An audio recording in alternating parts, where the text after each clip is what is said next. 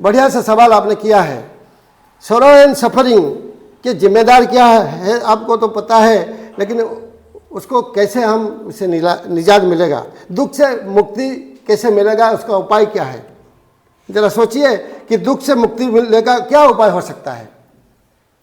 आपने कभी जब हॉस्पिटल जाते हैं तो डॉक्टर के जो प्रेस्क्रिप्शन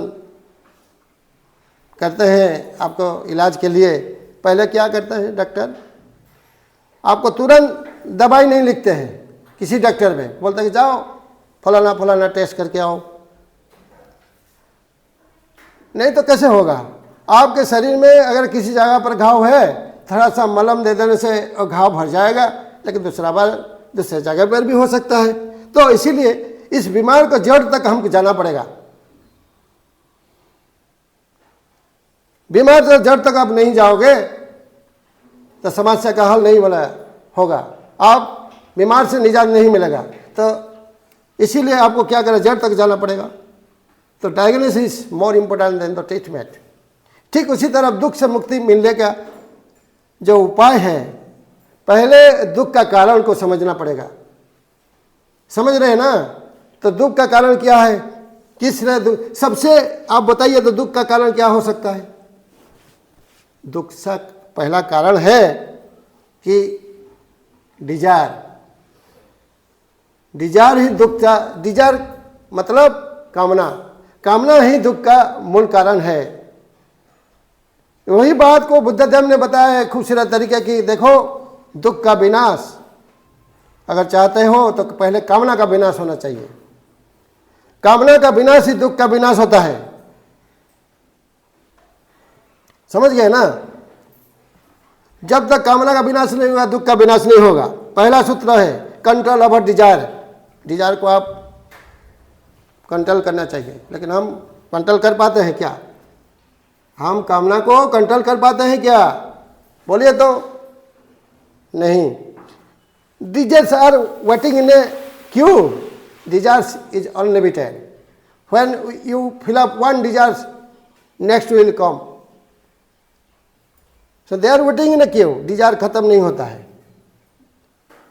तो दुख कैसे मिला जाए?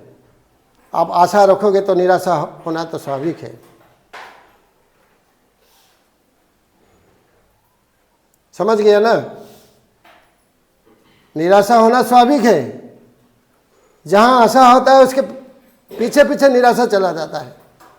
आशा रखोगे तो निराशा होना स्वाभाविक है। पहले से आशा मत रखो। तुम्हारा हिसाब से सब कुछ दुनिया में नहीं होगा। तुम जरूरत से ज़्यादा आशा रखोगे तो जरूरत से ज़्यादा दुख भी तुम्हें प्राप्त होगा। बाकी रहा दूसरा कारण, बहुत सा कारण है। कंपैरिजन एक कारण है। आप कंपैरिजन करना चाहते हैं तो कंपैरिजन क्या है? तुलना करना चाहते हैं। ये पॉइंट को एक बार सुनिए कि तुलना करने से, आप जब तुलना करते हैं एक दुख का एक बड़ा सा वजह होता है। कैसे? मान लीजिए आपका पास एक साइकिल है। साइकिल चला रहे हैं तो आप सोच रहे हैं कि कैसे हमको बाइक मिल जाए। अब बाइक वाला को देखते हैं, कंपैरिजन करते हैं। जब बाइक चलाता है वो क्या कंपैरिजन करता है? कैसे हमको एक कार मिल जाए। जो कार है वो चाहता है ऑडी कैसे मिल जाए। ये डिजायर खत्म नहीं होता है। लेकिन आप ऊपर की तरफ देखते हैं, थोड़ा नीचे की भी तरफ देखिए ना। आप तो साइकिल चलाने के काबिलियत आपका पास है, इसलिए आप साइकिल चला पा रहे हैं। आदमी तो चल नहीं पा रहा है। आदमी चल नहीं पा रहा है, उसको तरफ देखिए, अपाहिज है।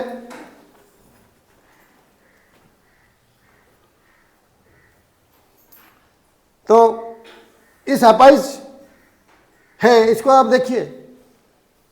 आप क्यों नहीं देख रहा है? आप खाली ऊपर ऊपर देखने से तो नहीं होगा। तो कंपैरिजन एक बड़ा सा मुद्दा है जिसके कारण आप दुख झेल रहे हैं। लेकिन आप सब देखिए ना, आपसे बदतर हालात में और है। दुनिया में कितना गम है, मेरा गम कितना कम है।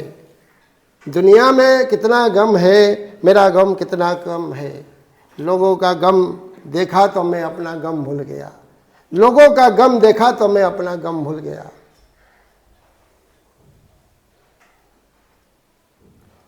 तो आपसे बदतर हालात में बहुत लोग हैं। अरे यहाँ तो लोग 2 वक्त की रोटी के लिए तरस रहे हैं, खाना तक नसीब नहीं हो रहा है, बड़े जिल्लत की ज़िंदगी जी रहा है।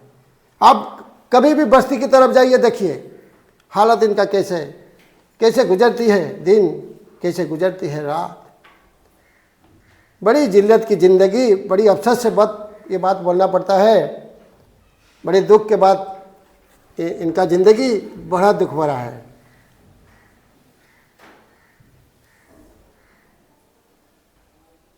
तो इस दुख से इलाज कैसे होगा? ये कंपैरिजन के वजह से दुख, लेकिन तुम अच्छे हो इसका तुम्हें एहसास नहीं है, तो इसीलिए तुम खुद ही तुम्हारा समस्या का समाधान कर सकते हो। आप कभी किसी को खुशी कर पाते हैं? आपके मन में एक ख्याल आया कि मैं समाज का कुछ काम कर देंगे तो लोग खुशी हो जाए। खुशी नहीं होते हैं सब लोग। आप कुछ भला सोच लिया, हो सकता है आप जो सोचते हैं दूसरा भला कुछ अलग सोचते हैं, वो कैसे खुशी हो जाएगा?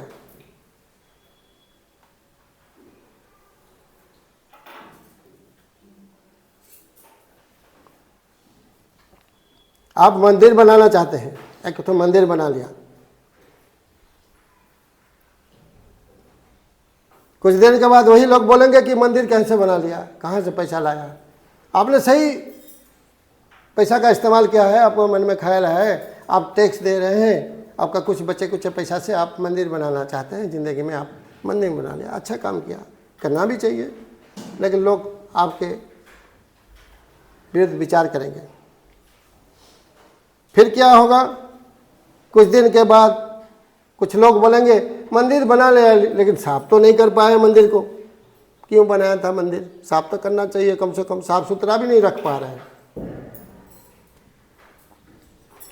कुछ और दिन के बाद फिर कुछ लोग बोलेंगे एक पुजारी पुरोहित का जुगाड़ होना चाहिए।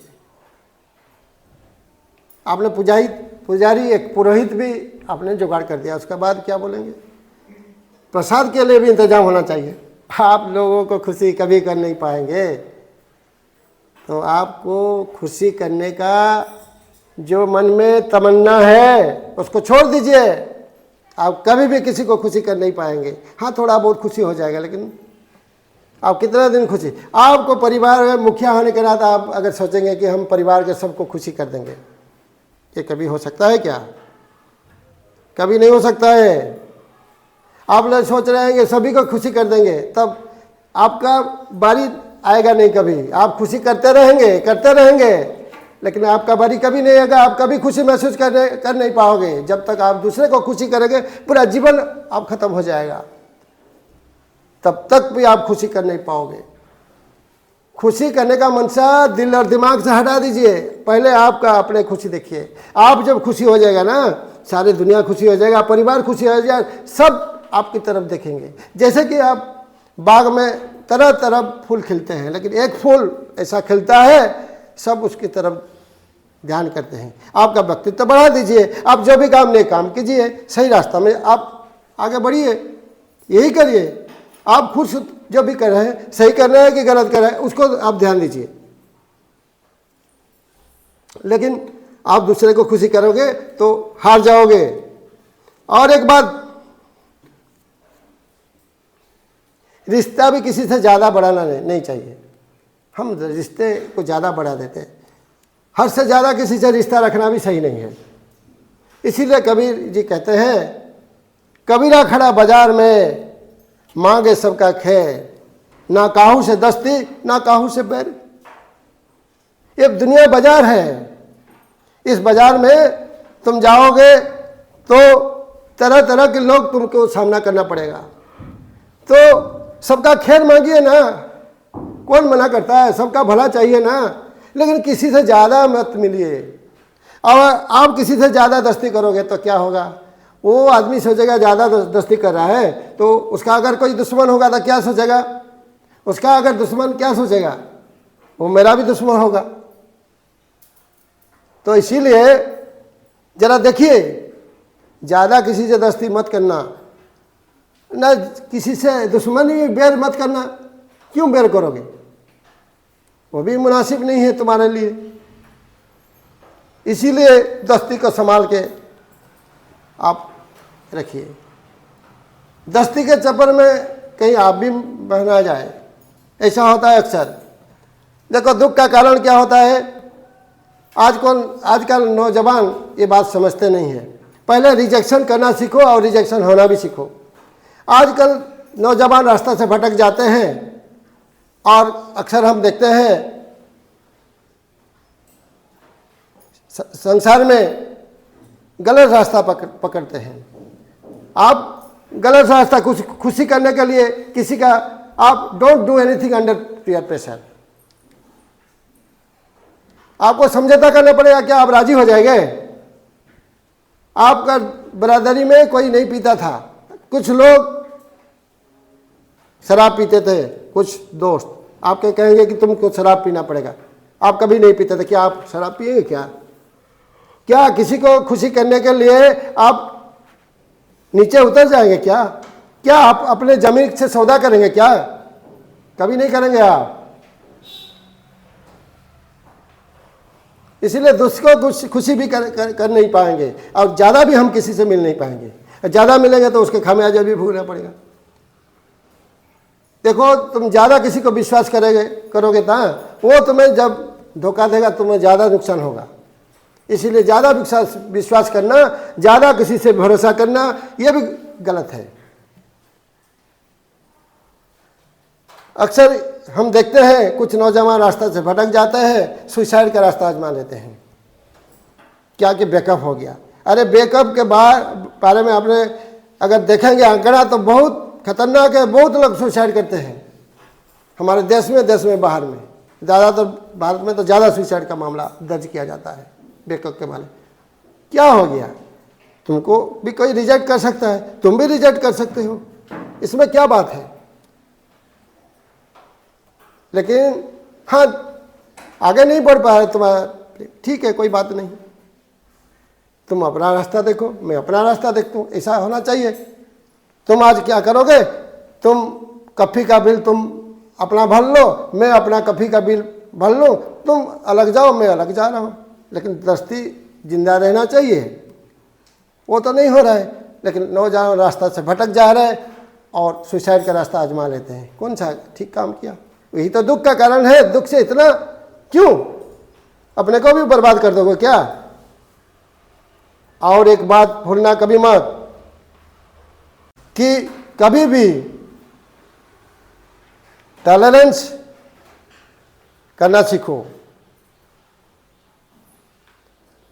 टॉलरेंस एक जरूरी चीज़ है इंसान के लिए। शांत रहना सीखो। जब भी कोई मुसीबत का घड़ी आता है ना, अपने को शांत रखना सीखो। कोई तुम्हें गाली दे रहा है, उसका जबान खराब हो रहा है, तुम्हारा क्या जा रहा है? कोई तुम्हें गाली दे रहा है तो देने दीजिए, आप मत पकड़िए गाली को। आप जब तक गाली नहीं लेगा आपको कोई देने वाला नहीं रहेगा। तो इसीलिए आप क्या करेंगे,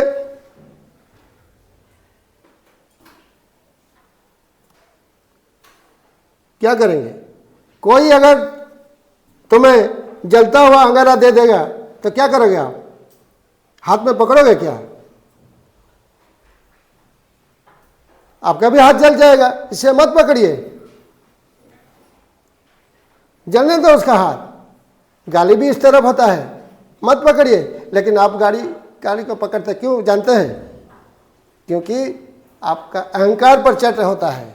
अहंकार चोट होता है, इसी कारण आप गाली को पकड़ लेते हैं। मत पकड़िए। आप कोई को किसी ने आपको ब्लेम कर रहा है, करने दीजिए ना, क्या जा रहा है, करने दीजिए। आप ठीक है, अगर आप सही रास्ते में जा रहे हैं ठीक है तो छोड़ दीजिए, भाड़ में गया उसका गाली, भाड़ में गया, वो बदनाम कर रहा है। प्रशंसा और बदनाम के बीच अपने को मत रखिए। तो उसी समय आपको देख के आगे बढ़ना चाहिए। तो क्या करना पड़ेगा आपको? अपना इमोशन को कंट्रोल करना पड़ेगा। जब तक आप आपका इमोशन कंट्रोल नहीं करेंगे कुछ नहीं होगा। Control emotion. और क्या, उसी समय आपको अगर कई मदद कर सकता है, परमात्मा ही आपको मदद कर सकता है, कोई नहीं कर सकता है। तो लेकिन अक्सर हम क्या करते हैं, दुख के समय को भगवान को याद करते हैं, कहते हैं ना, दुख के समय भगवान को याद करते हैं। इसीलिए कबीर जी कहते हैं, दुख में सुमिरन करे सब, दुख में सुमिरन करे सब, सुख में करे ना कोई, सुख में सुमिरन करे तो दुख काहे को होए।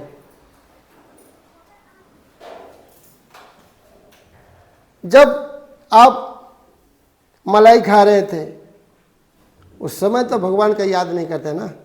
जब बिरयानी खा रहे थे आप, कोई 5 स्टार होटल में लजीज खाना खा रहे थे, उस समय भगवान को आप नहीं याद करते हैं ना। अक्सर करते हैं क्या?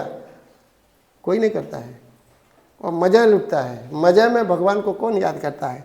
और जब मुसीबत का घड़ी होता है, जब आंसू है, अपना बेटा जिंदगी और मौत के बीच जंग लड़ रहा है, उसी समय हे भगवान, हे परमात्मा, मेरे बच्चा को बचा लीजिए, ऐसा अक्सर होता है। लेकिन भगवान को दुख हो या सुख हो, सभी समय भगवत चेतना में रहना चाहिए। तब आप दुख हो सुखी से आप इक्वालिटी मेंटेन कर सकते हैं। We have to maintain equality. Equality क्या है?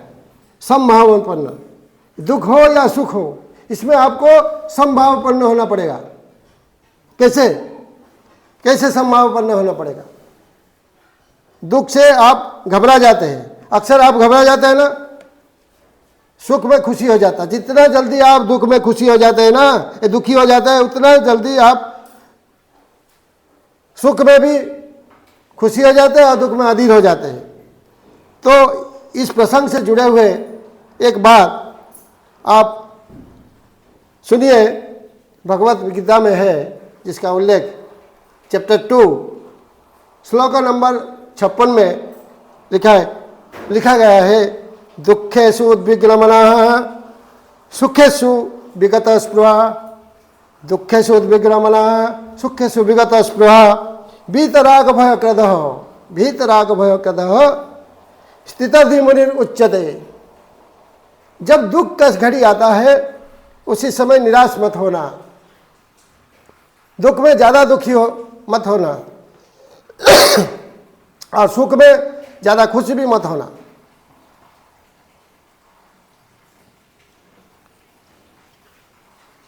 क्योंकि वो ठीक नहीं है। ज़्यादा उद्विग्न मत होना दुख में और सुख में भी ज़्यादा खुशी मत होना। और रोग भय राग उसे पार हो जाना, यही स्थिर मुनि का लक्षण है। स्थिर मुनि यानी कि स्थितप्रज्ञा योगी का ये लक्षण है। तो योगी जो होता है ना, स्थितप्रज्ञा उसका लक्षण है। इसीलिए श्री अरविंद ने इसके बाद में बताया है, बहुत खूबसूरत बात सावित्री का महाकाव्य में बताया है। क्या? Life is a paradox with God to key. Life is a paradox with God to key. उसका मतलब क्या है?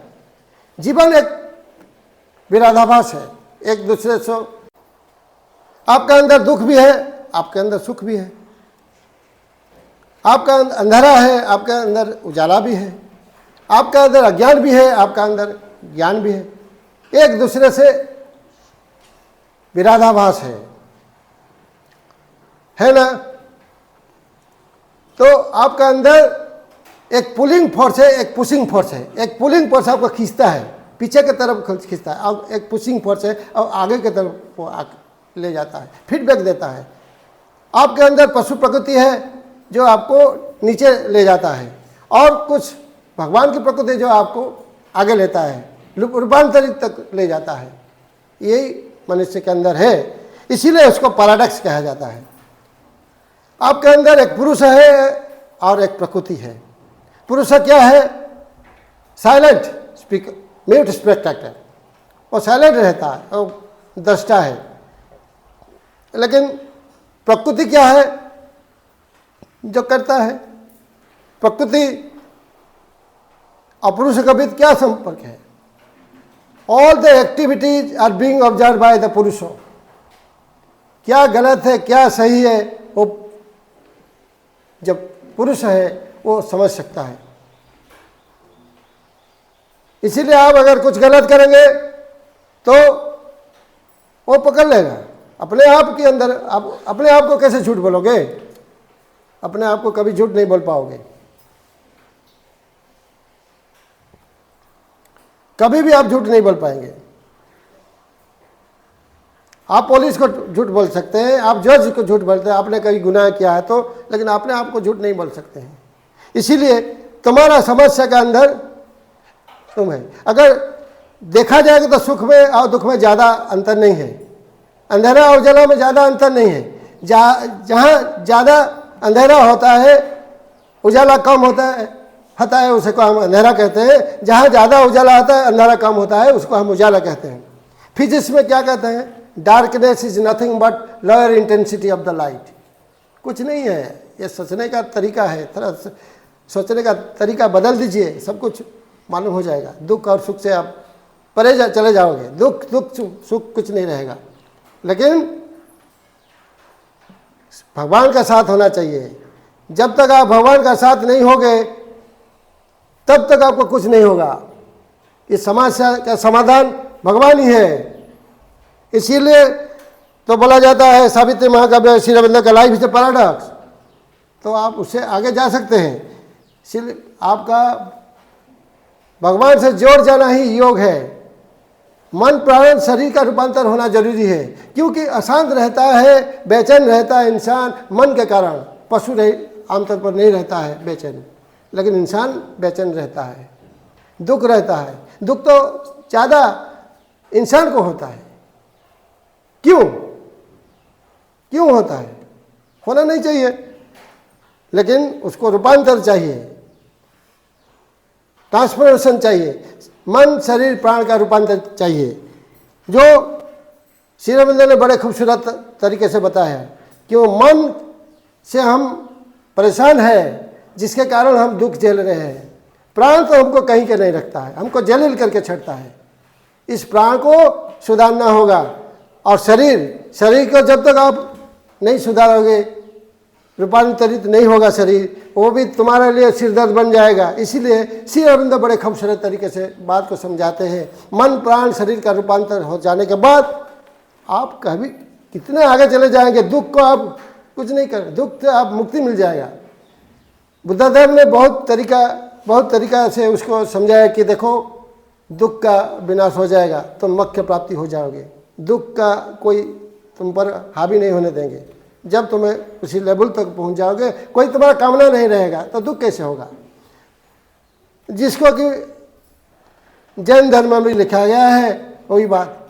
और पतंजलि जो महर्षि पतंजलि ने बड़े खूबसूरत तरीके से इसको समाधिस्थ बोला है। जब आदमी समाधिस्थ हो जाता है, एनलाइटेड हो जाता है, और दुख से भी मुक्ति मिल जाता है। दुख से मुक्ति मिलेगा वो भी आसान। लेकिन श्री अरविंद का बात कुछ अलग है। जीवन से मुक्ति नहीं, जीवन में मुक्ति। जीवन में संसारी होकर भी आप मुक्ति को मिल सकते हैं। जीवन से सुख दुख से परे चले जाएंगे। आपका भगवान से जोड़ जाना चाहिए, आत्मा परमात्मा से जोड़ जाना चाहिए। इसी को तो योग कहते हैं। यही आसान तरीका जिससे मानव रूपांतरित हो सकता है। और मानव जब रूपांतरित होता है, कोई दुख का सवाल नहीं होता। सबको धन्यवाद। वंदे मातरम।